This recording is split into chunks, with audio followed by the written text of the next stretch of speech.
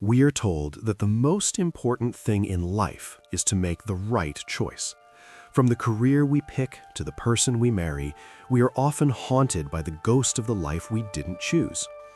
We treat our lives like a game of chess, terrified that one wrong move will lead to an inevitable checkmate. But what happens when the fear of choosing the wrong path becomes so great that you choose nothing at all? Welcome back to Worthy Wisdom Tales. Today, we journey to a place that exists in the mind of every human being, the Great Crossroads. Imagine a vast, silent plain where the horizon stretches infinitely in all directions. At the center of this plain, a single stone marker stands, and from it, 100 paths diverge like the spokes of a giant wheel. Some paths are paved in shimmering gold, reflecting the morning sun. Others are narrow and hidden by thick gray thorns. Some are made of soft sand, while others disappear into the high, cold clouds of distant mountains. This is where we find Elian.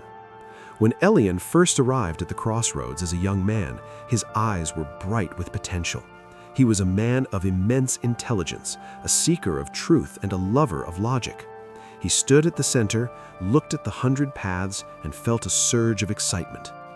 But as he took his first step toward a path lined with flowering trees, a thought stopped him cold. What if the path of stones leads to a more beautiful view? He turned toward the stony path, but then hesitated again. What if the golden path is a trap and the thorny path is where the true treasure lies? Elian decided that he would not be a fool. He would not guess. He sat down at the base of the stone marker and pulled a blank parchment from his bag. "I will wait," he told himself. "I will observe. I will gather data until the correct choice becomes obvious." Days turned into months. Elian interviewed every traveler who emerged from the paths. He met a merchant who had taken the third path to the east. The merchant spoke of great wealth, but also of blistering heat and lonely nights. Elian recorded this. He met a poet who had taken the seventh path to the west. The poet spoke of beautiful music and deep love, but also of poverty and a broken heart. Elian recorded this too. His parchment turned into dozens of scrolls. His scrolls turned into thick leather-bound books. He built a small hut at the crossroads to protect his library. As the years bled into decades, Elian became a legend. Travelers began to seek him out, not to hear of his travels, but to ask him which path they should take. He became the world's leading expert on the paths, a professor of the crossroads, a master of possibilities. He could tell you the exact degree of the slope on path 42. He knew the chemical composition of the dust on path 99. But if you asked him what the air smelled like 10 miles down any road, he could only quote someone else's journal. Elian's hair turned the color of the mountain mist. His skin became like weathered parchment. One autumn evening, as the wind began to howl across the plain, a young girl approached the crossroads. She was barefoot, carrying nothing but a small, tattered bag and a whistle. She didn't stop to read the signs. She didn't look at the library of maps Elian had displayed. She simply looked at the sky, felt the wind on her face, and began to walk toward the path that led into the dark, jagged woods. Elian, his voice cracked with age and urgency, shouted out to her, "Stop! Child, do you have any idea what you are doing? I have studied that path for 40 years. There is a bridge 5 miles ahead that has been rotting since the great rain. There are shadows in those woods that have no names. You are walking into a mistake." The girl stopped and looked back at the old man sitting among his piles of paper. She didn't look afraid. She looked curious. "A mistake?" she asked softly. "How can it be a mistake? I've never been there before." "But the bridge," Elian gestured wildly to his books. "It is broken. You will be stuck." The girl smiled, a look of genuine pity in her eyes. "Then I will learn how to swim when I get there. Or perhaps I will find the wood to build a new bridge.